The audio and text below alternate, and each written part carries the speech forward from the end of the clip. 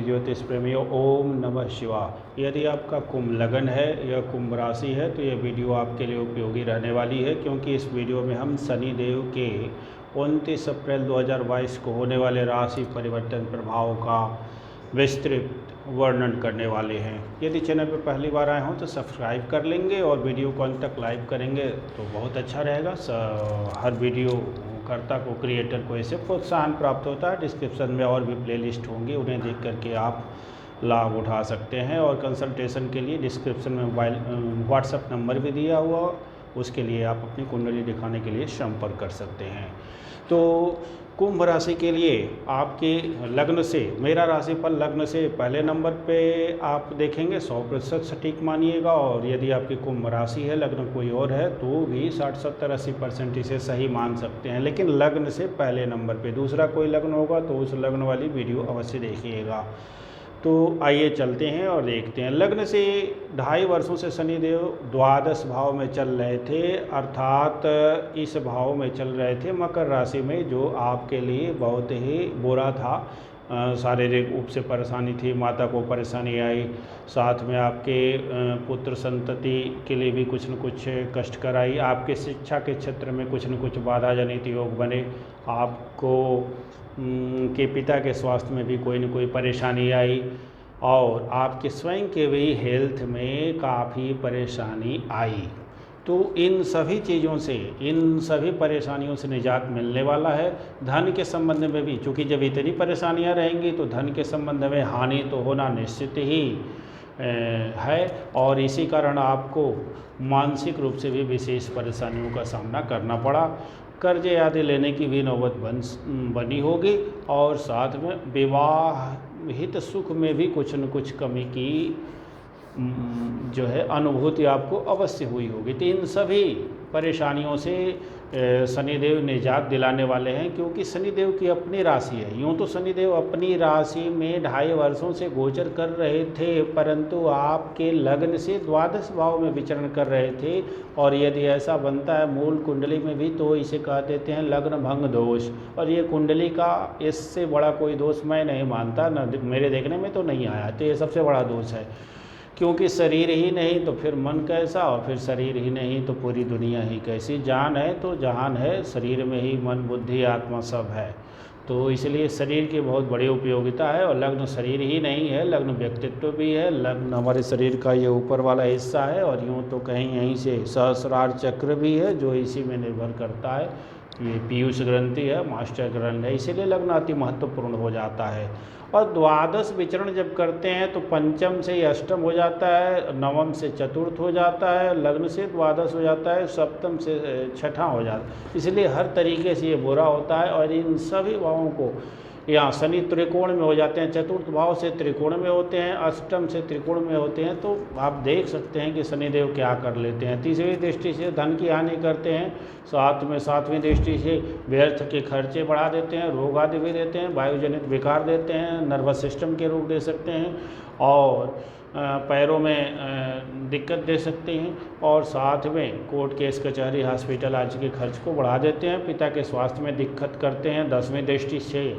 तो ये सारी चीज़ें देखने को मिलनी होंगी। अब निजात कैसे होगा, क्योंकि ये लग्न में आ जाएंगे, लग्न में आ जाएंगे तो बन जाएगा सस महापुरुष नामक राजयोग।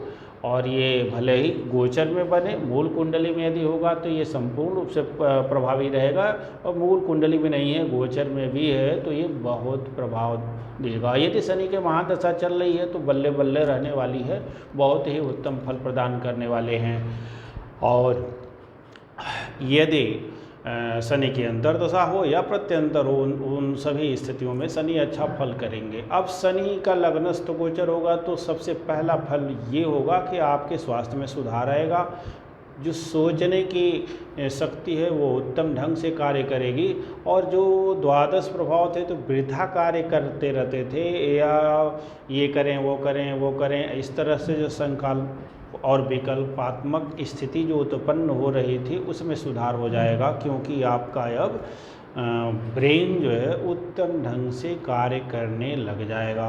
तो साथ ही आपका पराक्रम में वृद्धि हो जाएगी। भाई बहनों से वैसे तो अनबन रहेगी, फिर भी आपके पराक्रम शक्ति में वृद्धि होने से आपके कार्य क्षमता में वृद्धि होगी। कार्यस्थल पे भी अब आप की उचित पहचान बनेगी, पहले से अच्छे ढंग से अब आप कार्य कर पाएंगे।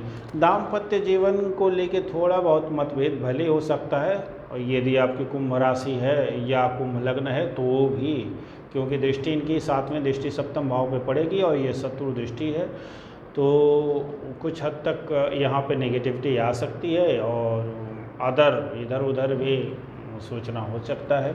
तो या इस जीवन साथी के अलावा भी वार्तालाप हो सकते हैं, आप समझ सकते हैं। साथ ही वे शनि देव की इन दृष्टियों के कारण जो पैरों में आ रही दिक्कत थी उसमें भी सुधार हो जाएगा। और यदि आपका व्यापार है लोहे से, पृथ्वी के अंदर जो गड़ी हुई वस्तुएं हैं जैसे पेट्रोल है, डीजल है, खनिज पदार्थ है, और ये आलू, लहसुन,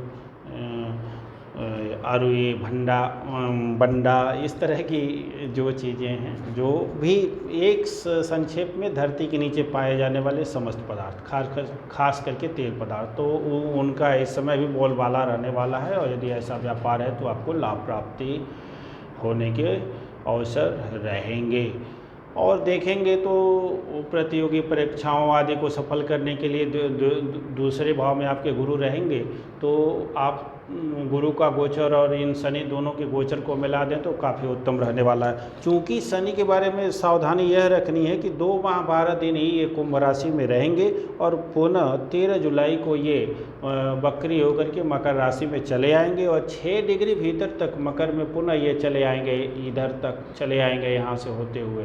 तो ये 6 डिग्री भीतर जाना इनका अच्छा नहीं। यदि आपके कुंभ लगन का जो अंश है, डिग्री है, वो 25 अंश से ऊपर है तो आपके लिए परेशानी अभी भी कुछ हद तक बनी रहेगी और वो जाकर के अंत में दूर होगी 18/1/2023 को पुनः जब ये कुंभ में प्रवेश करेंगे उस समय, तब जाकर के पूरी तरह से ये परेशानी से नहीं जाए। यदि आपकी कुंभ राशि है तो 7.5 का यह द्वितीय चरण होगा और द्वितीय चरण में परेशानियां तो बढ़ती हैं। द्वितीय चरण में मुख्य परेशानी दाम्पत्य जीवन को लेकर के होती है। भाई बहनों से भी अनबन हो सकती है, झगड़े हो सकते हैं, जिससे भी मानसिक अशांति रह सकती है।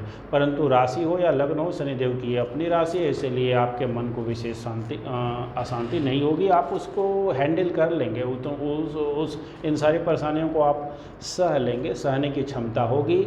परंतु ये जो द्वादश थे तो आपको निराश होने की ज़रूरत नहीं है, उतना कष्ट अब नहीं आएगा, गारंटी के साथ कहता हूँ। कष्ट तो कुछ न कुछ आएंगे, वो जहाँ जहाँ इनकी दृष्टियाँ पड़ रही हैं, जैसे तीसरी दृष्टि यहाँ पड़ रही है, सप्तम दृष्टि यहाँ पड़, तो पत्नी के स्वास्थ्य में भी कुछ अनबन हो सकता है।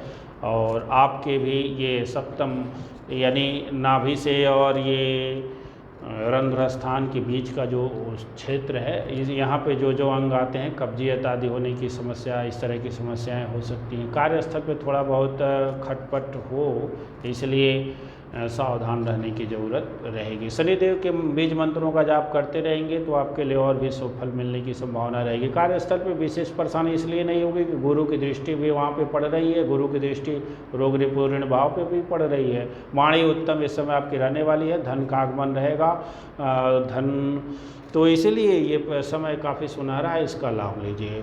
साथ में ये रोग ऋण आपसे दबे रहेंगे और धन के बल पे आप उनको दबाने में समर्थ हो जाएंगे।